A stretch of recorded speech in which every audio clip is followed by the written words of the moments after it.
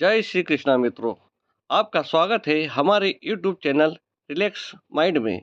जय श्री कृष्णा मित्रों, भगवत गीता ही है जो आधुनिक युग में समस्याओं से घिरे हुए मनुष्य को एक कर्मशील जीवन जीने के लिए प्रेरित करती है। गीता ऐसे प्रेरणादायक संदेशों का महासागर है जो जीवन से निराश मनुष्य को आशाओं से भर देती है। श्रीमद् भगवत गीता एकमात्र ऐसा ग्रंथ है जो मनुष्य को जीने का सही तरीका बताती है। गीता जीवन में धर्म, कर्म और प्रेम का पाठ पढ़ाती है। श्रीमद् भगवत गीता का ज्ञान मानव जीवन और जीवन के बाद का जीवन दोनों के लिए उपयोगी माना गया है। श्रीमद् भगवत गीता भगवान का श्वास है, हृदय है और भगवान की साक्षात मूर्ति है। गीता भगवान का प्रधान रहस्यमय आदेश है। ऐसी दशा में गीता का पालन करने वाला उन्हें प्राणों से भी बढ़कर प्रिय है। भगवत गीता में कुल 18 अध्याय है और 700 श्लोक है, जिसे सभी के लिए पढ़ पाना थोड़ा मुश्किल है। इसीलिए आज के इस बेहद ही खास वीडियो में हम संपूर्ण गीता सार के बारे में बात करने वाले हैं, जिन्हें जानकर आप श्रीमद् भगवत गीता का सही मतलब समझ पाएंगे। इसलिए आप इस वीडियो को पूरा अंत तक जरूर सुने। तो चलिए मित्रों, वीडियो शुरू करते हैं। भगवान श्री कृष्ण कहते हैं, जिस प्रकार प्रकाश की ज्योति अंधेरे में चमकती है, ठीक उसी प्रकार सत्य भी चमकता है। इसलिए मनुष्य को हमेशा सत्य की राह पर चलना चाहिए। मृत्यु एक अटल सत्य है जिसे कभी बदला नहीं जा सकता है। इस संसार का जब से निर्माण हुआ है तब से जन्म मृत्यु का चक्र चलता आ रहा है। जिस प्रकार मनुष्य अपने पुराने वस्त्रों को त्याग कर नए वस्त्र धारण करता है, ठीक उसी प्रकार आत्मा पुराने व्यर्थ शरीर को त्याग कर नए शरीर को धारण करती है। यह प्रकृति का नियम है। इस सत्य को स्वीकार करके भय मुक्त होकर आज में जीना चाहिए। ज्ञानी व्यक्ति ना तो मरने वाले का शोक करते हैं और ना ही उनका शोक करते हैं जो अभी जिंदा है, क्योंकि वह जानते हैं जो मर गया वह फिर से जन्म लेगा और जो जिंदा है वह एक दिन जरूर मरेगा। कर्म ही सबसे बड़ा धर्म है। भगवान श्री कृष्ण गीता में अर्जुन को उपदेश देते हुए कहते हैं कि व्यक्ति कर्म करने के लिए ही पैदा हुआ है और बिना कर्म किए कोई रह नहीं सकता। मनुष्य को परिणाम की चिंता किए बिना अपने कर्तव्यों का पालन करना चाहिए। हमेशा अच्छे कर्म करने चाहिए, क्योंकि कर्म वह फसल है जिसे इंसान को हर हाल में काटना ही पड़ता है। क्रोध मनुष्य को नरक की ओर ले जाने वाला द्वार है। क्रोध करने से व्यक्ति का मन अशांत हो जाता है। वह आवेश में आकर कई बार अपना ही नुकसान कर बैठता है। भगवान श्री कृष्ण कहते हैं, मनुष्य को क्रोध करने से बचना चाहिए। कितना भी गुस्सा आए, स्वयं को शांत रखने का प्रयास करें। इस संसार में आज जो तुम्हारे पास है कल वो किसी और का था, परसों वो किसी और का होगा। तुम यहाँ खाली हाथ आए थे और खाली हाथ जाओगे। मन पर नियंत्रण रखना जरूरी है। मनुष्य का मन वायु की तरह चंचल है। यह मन ही है जो मनुष्य को काम वासनाओं की तरफ भटकाता रहता है। अगर जीवन को सफल बनाना है तो मन पर काबू करना बहुत जरूरी है। मन को वश में करने से दिमाग की शक्ति केंद्रित होती है, जिससे कार्यों में सफलता मिलने लगती है। गीता के अनुसार जिस व्यक्ति ने अपने मन पर काबू पा लिया वह मन में पैदा होने वाली बेकार की चिंताओं और इच्छाओं से भी दूर रहता है। साथ ही व्यक्ति अपने लक्ष्य को भी आसानी से प्राप्त कर लेता है। अगर मन को वश में नहीं करोगे तो वह तुम्हारा सबसे बड़ा शत्रु बन जाएगा। हमेशा शक करने वाला व्यक्ति कभी शांति प्राप्त नहीं कर पाता है। इसलिए संदेह करने से बचें। अधिक संदेह करने से मन की शांति भंग हो जाती है और व्यक्ति भ्रमित होकर अपने संबंधों को नष्ट कर डालता है। भगवान श्री कृष्ण कहते हैं कि हे अर्जुन, यह आत्मा अजर अमर है। आत्मा ना तो मरता है और ना ही जन्म लेता है, क्योंकि आत्मा अजन्मा, नित्य, सनातन और पुरातन है। आत्मा को शस्त्र काट नहीं सकते और ना अग्नि इसे जला सकती है। जल इसे गीला नहीं कर सकता और ना ही वायु इसे सुखा सकती है। परंतु फिर भी अगर तू इस आत्मा को सदा जन्म लेने वाला और सदा मरने वाला समझता है तो भी हे महाबाहु, तू इस प्रकार का शोक करने के योग्य नहीं है, क्योंकि इस मान्यता के अनुसार जन्मे हुए की मृत्यु निश्चित है और मरे हुए का जन्म लेना भी निश्चित है। हे अर्जुन, अपने धर्म से भागकर तुम भय मत कर, क्योंकि क्षत्रिय के लिए धर्म युक्त युद्ध से ज्यादा दूसरा कोई कल्याणकारी कर्तव्य नहीं है। हे पार्थ, अपने आप प्राप्त हुए और खुले हुए स्वर्ग के द्वार रूपी इस प्रकार के युद्ध को डोट भाग्यवान क्षत्रिय लोग ही पाते हैं। किंतु अगर तुम इस धर्म युक्त युद्ध को नहीं करेगा तो स्वधर्म और कीर्ति को खोकर पाप को प्राप्त होगा तथा युगों युगों तक तुम्हारे अब कीर्ति की चर्चा होगी। सम्मानित पुरुष के लिए अब कीर्ति मौत से भी बढ़कर है। या तो तुम युद्ध में मारा जाएगा और स्वर्ग को प्राप्त होगा, या तो संग्राम में जीतकर पृथ्वी का राज्य भोगेगा। इस कारण हे अर्जुन, उठ और युद्ध कर, जय पराजय लाभ हानि और सुख दुख को समान समझकर युद्ध के लिए तैयार हो जा। इस प्रकार युद्ध करने से तू पाप को नहीं प्राप्त होगा और यही तुम्हारा सबसे बड़ा धर्म और कर्म है। भगवान श्री कृष्ण कहते हैं, कर्म योग ही वह योग है जिसके माध्यम से हम अपनी जीवात्मा से मिलन कर पाते हैं। कर्म योग हमारे आत्मज्ञान को जागृत करता है। इसके बाद हम न केवल अपने वर्तमान जीवन के उद्देश्यों को बल्कि जीवन के बाद की अपनी गति का पूर्वाभास प्राप्त कर सकते हैं। इस योग में कर्म के द्वारा ईश्वर की प्राप्ति की जाती है। श्रीमद् भगवत गीता में कर्म योग को सर्वश्रेष्ठ माना गया है। गृहस्थ और कर्मठ व्यक्ति के लिए यह योग अधिक उपयुक्त है। कर्म योग सिखाता है कि कर्म के लिए कर्म करो, आसक्ति रहित होकर कर्म करो। कर्म योगी इसीलिए कर्म करता है कि कर्म करना उसे अच्छा लगता है और इसके परे उसका कोई हेतु नहीं है। कर्म योगी कर्म का त्याग नहीं करता, वह केवल कर्म फल का त्याग करता है और कर्म जनित दुखों से मुक्त हो जाता है। उसकी स्थिति इस संसार में एक दाता के समान है और वह कुछ पाने की कभी चिंता नहीं करता। वह जानता है कि वह दे रहा है और बदले में कुछ मांगता नहीं, और इसीलिए वह दुख के चंगुल में नहीं पड़ता। कर्म फल का त्याग कर धर्मनिरपेक्ष कार्य का संपादन भी पूजा के समान हो जाता है। संसार का कोई कार्य ब्रह्मा से अलग नहीं है, इसीलिए कार्य की प्रकृति कोई भी हो, निष्काम कर्म सदा ईश्वर को ही समर्पित हो जाता है।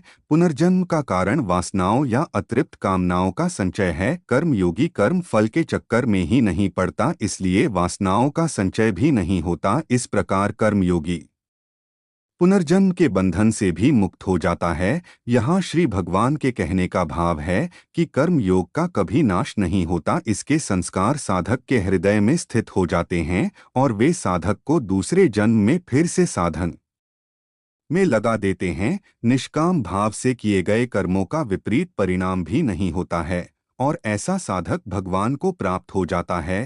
हे अर्जुन, इस कर्म योग में निश्चयात्मिका बुद्धि एक ही होती है, किंतु अस्थिर विचार वाले विवेकहीन काम मनुष्यों की बुद्धियां निश्चय ही बहुत भेदों वाली और अनंत होती हैं। जब फैसला लेना हो तो बुद्धि एक ही होती है, लेकिन जहां सोच की फैसले की निर्णय की कमी हो वहां कई बुद्धियां काम करती हैं।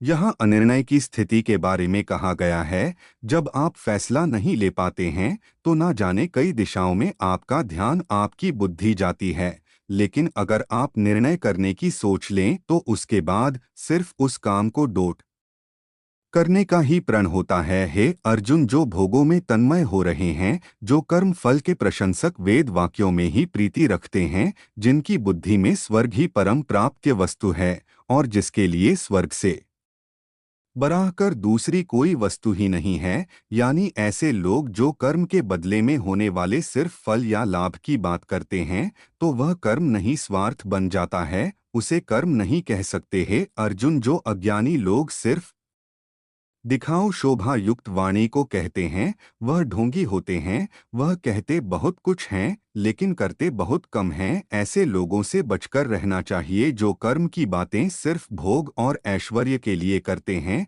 जिनका ध्येय सिर्फ भोग और ऐश्वर्य है। उन पुरुषों की परमात्मा में निश्चयात्मिका बुद्धि नहीं होती है। अर्जुन, वेद भी सिर्फ 3 गुणों में समाप्त हो जाते हैं, उससे आगे वे भी नहीं जानते। उससे आगे है कर्म योग। श्री भगवान का कहना है कि कर्म करो लेकिन उससे आसक्ति मत रखो। बेहद बड़े जलाशय के प्राप्त हो जाने पर छोटे जलाशय में मनुष्य का जितना प्रयोजन रहता है, उसी तरह से जिसने ब्रह्मा तत्व को समझ लिया तब उसके लिए वेदों की कोई आवश्यकता नहीं रह जाती है। तेरा कर्म करने में ही अधिकार है, उसके फलों में कभी नहीं। इसलिए तू कर्मों के फल के लिए काम मत कर, लेकिन ऐसा भी ना हो कि तू काम ही मत कर। कर्म करना है लेकिन फल के लिए नहीं है धनंजय। तू आसक्ति को त्याग कर तथा सिद्धि और असिद्धि में समान बुद्धि वाला होकर योग में स्थित हुआ। कर्तव्य कर्मों को कर, फल की इच्छा के लिए कर्म मत कर। तुमको कर्म योगी बनने के लिए संभाव में स्थित होकर कर्म करना चाहिए। सकाम कर्मों को बुद्धि योग की अपेक्षा अत्यंत नीचा बतलाकर भगवान ने भाव दिखलाया है कि सकाम कर्मों का फल नाशवान क्षणिक सुख की प्राप्ति है और कर्म योग का फल परमात्मा की प्राप्ति है। इसलिए दोनों में दिन और रात की भांति महान अंतर है। इस समत्वरूप बुद्धि योग से सकाम कर्म अत्यंत ही निम्न श्रेणी का है। इसलिए हे धनंजय, तू समबुद्धि में ही रक्षा का उपाय खोज। समबुद्धि युक्त पुरुष पुण्य और पाप दोनों को इसी लोक में त्याग देता है, अर्थात उनसे मुक्त हो जाता है। इससे तू समत्वरूप योग में लग जा। यह समत्वरूप योग ही कर्मों में कुशलता है, अर्थात कर्म बंधन से छूटने का उपाय है। क्योंकि समबुद्धि से युक्त ज्ञानी जनवरी कर्मों से उत्पन्न होने वाले फल को त्याग कर जन्म रूप बंधन से मुक्त होकर निर्विकार परम पद को प्राप्त हो जाते हैं। हे अर्जुन, जिस काल में तेरी बुद्धि मोहरूप दलदल को भली भांति पार कर जाएगी, उस समय तू सुने हुए और सुनने में आने वाले इस लोक और परलोक संबंधी सभी भोगों से वैराग्य को प्राप्त हो जाएगा। भांति भांति के वचनों को सुनने से विचलित हुई तेरी बुद्धि जब परमात्मा में अचल और स्थिर ठहर जाएगी, तब तू योग को डोट प्राप्त हो जाएगा, अर्थात तेरा परमात्मा से नित्य संयोग हो जाएगा। हे अर्जुन, जिस काल में यह पुरुष मन में स्थित संपूर्ण कामनाओं को भली भांति त्याग देता है और आत्मा से आत्मा में ही संतुष्ट रहता है, उस काल में वह स्थित प्रज्ञ कहा जाता है। दुखों की प्राप्ति होने पर जिसके मन में उद्वेग नहीं होता, सुखों की प्राप्ति में जो सर्वथा स्थित है तथा जिसके राग भय और क्रोध नष्ट हो गए हैं, ऐसा मुनि स्थिर बुद्धि वाला कहा जाता है। जो पुरुष सर्वत्र स्नेह रहित होकर शुभ या अशुभ वस्तु को प्राप्त होकर ना प्रसन्न होता है और ना द्वेष करता है, उसकी बुद्धि स्थिर है। कछुआ सब ओर से अपने अंगों को जैसे समेट लेता है, वैसे ही जब यह पुरुष इंद्रियों के विषयों से इंद्रियों को सब प्रकार से हटा लेता है, तब उसकी बुद्धि स्थिर है, ऐसा समझना चाहिए। विषयों का चिंतन करने वाले पुरुष की उन विषयों में आसक्ति हो जाती है, आसक्ति से उन विषयों की कामना उत्पन्न होती है और कामना में विघ्न होने से क्रोध उत्पन्न होता है, क्रोध से भ्रम पैदा होता है, स्मृति में भ्रम हो जाने से बुद्धि का नाश हो जाता है और बुद्धि का नाश हो जाने से उस पुरुष का पतन हो जाता है। जिस प्रकार हवा के झोंके नाव को भटका देती है, ठीक उसी प्रकार मनुष्य की इंद्रियां उसकी बुद्धि को भटका देती है। इसलिए हे महाबाहु, जिस पुरुष की इंद्रियां उसके बस में होती है, उसी की बुद्धि स्थिर है। भगवान श्री कृष्ण कहते हैं, जिस प्रकार समुद्र की स्थिति अचल है, भारी से भारी आंधी तूफान आने पर या अनेक नदियों के जल प्रवाह उसमें प्रविष्ट होने पर भी वह अपनी स्थिति से विचलित नहीं होता, मर्यादा का त्याग नहीं करता, उसी प्रकार परमात्मा के स्वरूप में स्थित योगी की स्थिति भी सर्वथा अचल होती है। बड़े से बड़े सांसारिक सुखदों का संयोग वियोग होने पर भी उसकी स्थिति में जरा भी अंतर नहीं पड़ता। वह योगी परमात्मा में नित्य निरंतर अटल और एक रस स्थित रहता है। जो मनुष्य संपूर्ण कामनाओं को त्याग कर ममता रहित, अहंकार रहित और स्पृहा रहित होकर विचरण करता है, वही मनुष्य शांति को प्राप्त कर पाता है। श्रेष्ठ पुरुष जो जो आचरण करता है, अन्य पुरुष भी वैसा वैसा ही आचरण करते हैं। वह जो कुछ प्रमाण कर देता है, समस्त मनुष्य समुदाय उन्हीं के पद चिन्हों पर अपने रास्ते चुनता है। इसलिए सज्जन व्यक्तियों को सदैव अच्छा व्यवहार करना चाहिए। हे अर्जुन, मेरा इन तीनों लोकों में ना तो कुछ कर्तव्य है और ना ही कोई वस्तु प्राप्त करने योग्य है, फिर भी मैं कर्म में ही बरतता हूँ, अर्थात मैं भी कर्म करते हुए अपने कर्तव्य का निर्वाह करता हूँ। श्री भगवान कहते हैं, हे पार्थ, यदि मैं कर्मों को करने में सावधानी ना बरतूं तो बड़ा अनर्थ हो जाएगा, क्योंकि मनुष्य सब प्रकार से मेरे ही मार्ग का अनुसरण करते हैं। इसलिए यदि मैं कर्म ना करूं तो यह सब मनुष्य नष्ट भ्रष्ट हो जाएंगे और मैं संकर्ता का करने वाला हो जाऊंगा तथा इस समस्त प्रजा को नष्ट करने वाला बन जाऊंगा। जो ज्ञानी हैं, जिन्हें ईश्वर की सच्चाई मालूम हो चुकी है, उनकी यह जिम्मेदारी बन चुकी है कि उनके काम करने के तरीके से कहीं किसी और के मन में काम करने के प्रति अश्रद्धा या अपमान न पैदा हो जाए। इसलिए उन ज्ञानी जनों के लिए यह जरूरी है कि वह ऐसा उदाहरण सामने रखें जिससे हर कोई अपना कर्म अपना कर्तव्य करने के लिए प्रेरित हो। वास्तव में संपूर्ण कर्म सब प्रकार से प्रकृति के गुणों द्वारा किए जाते हैं, तो भी जिसका अंतकरण अहंकार से मोहित हो रहा है, ऐसा अज्ञानी मैं करता हूँ ऐसा मानता है। तामसिक गुण वाले व्यक्ति आलस्य या नींद इसी प्रकार के कर्म करते हैं। राजसिक गुण वाले बात बात पर शौर्य या बहादुरी दिखाने का काम करते हैं। लेकिन ज्ञानी मनुष्य जानते हैं कि उसके गुण ही उससे कर्म करवा रहे हैं, और जो ज्ञानी नहीं होते वह समझते हैं कि सब कुछ वही कर रहे हैं। कर्म में लगे हुए ज्ञानियों को यह जानना चाहिए कि गुण ही उनसे कर्म करवाते हैं, वह खुद कुछ भी नहीं करते। और जो ज्ञानी इस बात को समझ ले तो यह उनकी जिम्मेदारी होती है कि वह अज्ञानियों को समझाए कि कर्म ही उनका धर्म है। श्री कृष्ण अर्जुन से कहते हैं कि तुम मुझ अंतर्यामी परमात्मा में अपने सारे कर्मों को अर्पण कर दे। जो कोई मनुष्य दोष दृष्टि से रहित और श्रद्धा युक्त होकर मेरे इस मत का सदा अनुसरण करते हैं, वे भी संपूर्ण कर्मों से छूट जाते हैं। परंतु जो मनुष्य मुझ में दोषारोपण करते हुए मेरे इस मत के अनुसार नहीं चलते हैं, उन मूर्खों को तू संपूर्ण ज्ञानों में मोहित और नष्ट हुआ ही समझ। जो हुआ वह अच्छा हुआ, जो हो रहा है वह अच्छा हो रहा है, जो होगा वह भी अच्छा ही होगा। तुम भूत का पश्चाताप ना करो, भविष्य की चिंता ना करो। वर्तमान चल रहा है, तुम्हारा क्या गया जो तुम रोते हो? तुम क्या लाए थे जो तुमने खो दिया? तुमने क्या पैदा किया था जो नाश हो गया? ना तुम कुछ लेकर आए ना तुम कुछ लेकर जाओगे। तुमने जो लिया यहीं से लिया, जो दिया यहीं पर दिया, जो लिया इसी संसार से लिया, जो दिया इसी संसार को दिया। तुम खाली हाथ आए थे और खाली हाथ चले जाओगे। जो आज तुम्हारा है कल वो किसी और का था, परसों किसी और का होगा। तुम इसे अपना समझकर मग्न हो रहे हो, बस यही प्रसन्नता तुम्हारे दुखों का कारण है। परिवर्तन संसार का नियम है, जिसे तुम मृत्यु समझते हो वही तो जीवन है। एक क्षण में तुम करोड़ों के स्वामी बन जाते हो, दूसरे ही क्षण में तुम दरिद्र हो जाते हो। मेरा तेरा छोटा बड़ा अपना पराया मन से मिटा दो, फिर सब तुम्हारा है, तुम सबके हो। भगवान श्री कृष्ण कहते हैं कि मैं ही सबकी शुरुआत हूँ, मैं शुरुआत से पहले भी था और सब खत्म होने के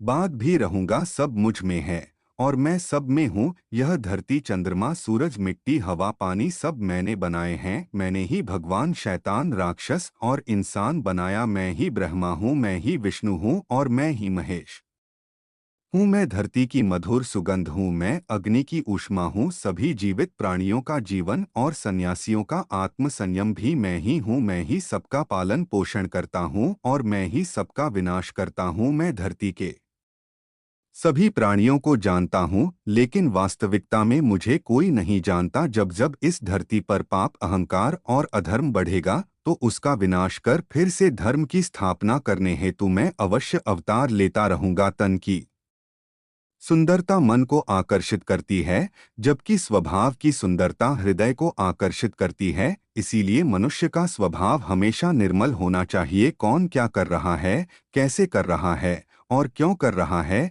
इन सब से आप जितना दूर रहेंगे उतना ही खुश रहेंगे। मनुष्य अपने हृदय से जो दान कर सकता है वह अपने हाथों से नहीं कर सकता, और मौन रहकर जो कुछ वह कह सकता है वह शब्दों से नहीं कह सकता। किसी भी व्यक्ति को ना तो समय से पहले और ना ही भाग्य से अधिक कुछ मिलता है, लेकिन उसे पाने के लिए सदैव प्रयत्नशील रहना चाहिए। भगवान श्री कृष्ण कहते हैं, जिस मनुष्य के अंदर ज्ञान की कमी और ईश्वर में श्रद्धा नहीं होती वह मनुष्य जीवन में कभी भी आनंद और सफलता को प्राप्त नहीं कर पाता। मोह विनाश का कारण होता है। मनुष्य के दुखों का मूल कारण उसका मोह ही है। वह जितना अधिक मोह करेगा उतना ही अधिक कष्ट भी भोगेगा, ज्यादा खुश होने पर और ज्यादा दुखी होने पर निर्णय नहीं लेना चाहिए, क्योंकि यह दोनों परिस्थितियां आपको सही निर्णय नहीं लेने देती हैं। मानव कल्याण ही भगवत गीता का प्रमुख उद्देश्य है।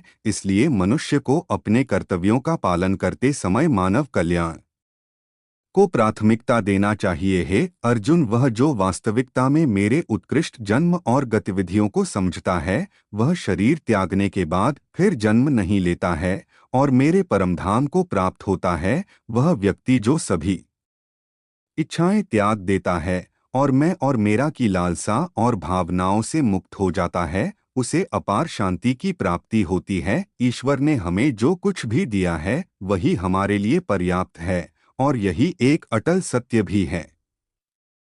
संयम, सदाचार, स्नेहैव सेवा, यह गुण सत्संग के बिना नहीं आते। ईश्वर से किए गए प्रार्थना से इंसान की परिस्थिति या तकदीर बदले या ना बदले, पर उस प्रार्थना से इंसान के चरित्र में जरूर बदलाव आता है। भगवान श्री कृष्ण कहते हैं कि व्यक्ति को सदैव बुराई से बचकर रहना चाहिए। अगर कोई बुरा कर्म करता है तो वह कर्म उसको अपने जीवन में भोगना ही पड़ता है। जिस प्रकार बछिया झुंड में भी अपने माँ को ढूंढ लेती है, वैसे ही कर्म का फल आपको हजारों के भीड़ में भी ढूंढ लेगा। माधव कहते हैं, किसी जीव को कष्ट देकर आप मुझे खुश नहीं देख सकते हो। श्री कृष्ण जगत के स्वामी हैं। वह कण कण में निवास करते हैं। छोटे से छोटे जीव के हृदय में ईश्वर का वास होता है। उस जीव को कष्ट का अनुभव होना ईश्वर को कष्ट का अनुभव कराता है। अर्थात किसी जीव को कष्ट देकर अपने ईश्वर को खुश कैसे देख सकते हैं।